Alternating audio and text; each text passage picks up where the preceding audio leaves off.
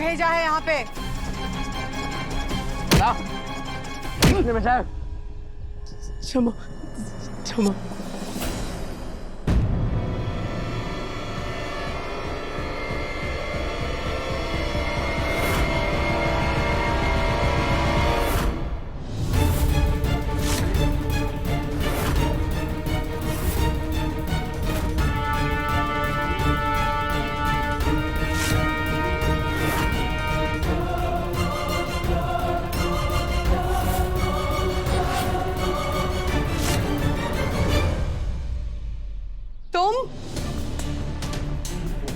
वाह वाह वाह, तो ये है चंद्रिका सिंह चौहान के असली उसूल। हाँ, इनकी हिम्मत की दाद देनी पड़ेगी। पहले मार्केट में घटिया और सस्ते प्रोडक्ट बनाकर बेच रही थी, और जब पकड़ी गई तो अपना नाम बचाने के लिए मुझे बदनाम कर रही है, मुझे ब्लेम कर रही है। लेकिन हमने तो तुम पर कोई इल्जाम नहीं लगाया है करिश्मा। हम तुम पर इल्जाम लगाए उससे पहले तुम अपने जुर्म को ढकने की कोशिश कर रही हो, और इसे ही कहते हैं चोर की दाढ़ी में तिनका। मेरा इस सब से कोई लेना देना नहीं है। मैं तो बस यहाँ तमाशा देखने आई थी। देखने आई थी कि कैसे सच की पुजारा चंद्रिका सिंह चौहान की लोग इज्जत उतारते हैं।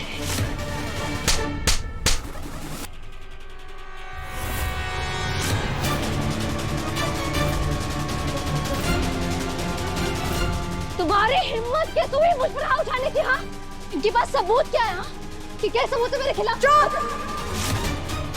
हमने जिंदगी में बहुत कम गलतियां की है, लेकिन हमारी सबसे बड़ी गलती ये है कि हर बार तुम्हारी भूल पर हमने तुम्हें ये समझकर माफ कर दिया कि तुम हमारी दोस्त की बेटी हो, बच्ची हो, नादानी में गलतियां कर रही हो, और हम गलत थे।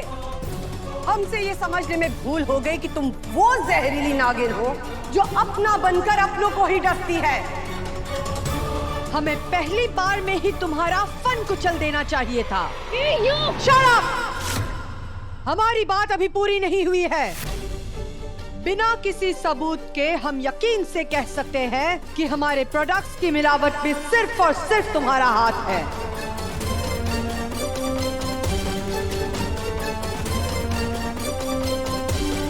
और हम सबके सामने ये ऐलान करते हैं कि अगर हम गलत निकले तो तुम जो कहोगी वो हम करने को तैयार हैं। ये लड़ाई हमारे बीच थी। तुम्हें बेकसूर लोगों को इसमें नहीं घसीटना चाहिए था करिश्मा। बस झूठ मत बोलो। आम लोगों की देवी, बहुत गुरूर है ना तुम्हें अपने इस रुतबे पे? तो कल का इंतजार करो, क्योंकि कल हम तुम्हें स्वतंत्र कर देंगे। तुम्हारे नाम, इज्जत, रुतबे और दौलत शोहरत से। तुम्हारे जैसे न जाने कितने तूफान हमारे दरवाजे पर आकर माथा टेक कर चले गए। ये कारोबार, ये रुतबा हमारी मेहनत और ईमानदारी के नींव पर खड़ा है। तुम्हारी जैसी बिगड़ैल और बेवकूफ लड़की हमारा कुछ नहीं बिगाड़ सकती। आज तक तुमने सिर्फ हमारा सौम्य रूप देखा है, अब तुम हमारा रौद्र रूप देखोगी करिश्मा। अब हम तुम्हें वचन देते हैं कि कल के कल हम तुम्हारी आजादी छीन लेंगे। और ये तुम अच्छी तरह से जानती हो करिश्मा कि चंद्रिका सिंह चौहान का वचन कभी खाली नहीं जाता।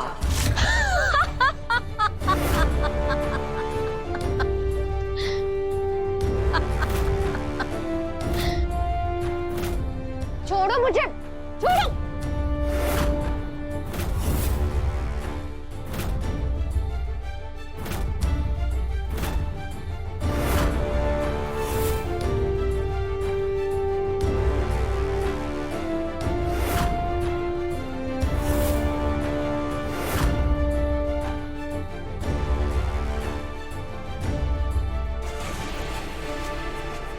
देवर साहब, पुलिस को खबर कराइए और करिश्मा के गुंडों को गिरफ्तार करवाइए। जी भाभी साहब। और आप सब,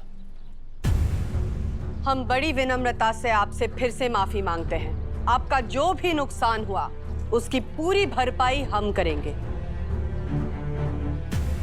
सिर्फ इतना ही नहीं, जो असली गुनहगार है हम उसे आपके सामने लाकर रहेंगे। और तब तक के लिए आप सब हम पर भरोसा रखिए और अपने अपने घर जाइए।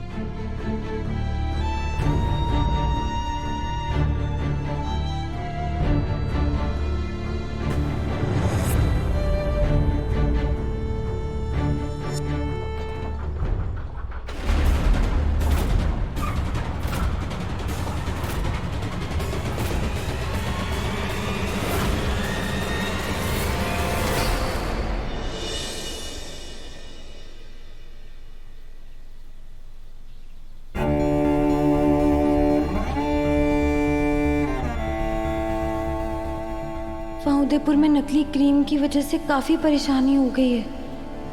हे माता माई, देवी हुकुम ने इस संकट से बाहर निकलने की हिम्मत देना। अरे वसूड़ी, थारी देवी हुकुम के दोनों बेटे थारे को मनाने के लिए गांव तक आए, पर तू मानी को नहीं और ना गई उनके साथ में। रे ऐसी भी के जिद है, मारे को ना थारी जे हरकत बिल्कुल ही समझना है। हाँ,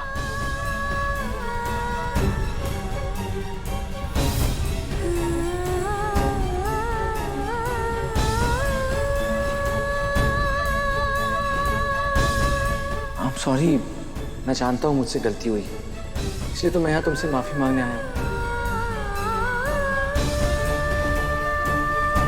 दादी साहब, मैंने जो भी फैसला लिया है वो चौहान परिवार की भलाई के लिए लिया है। भलाई के लिए लिया?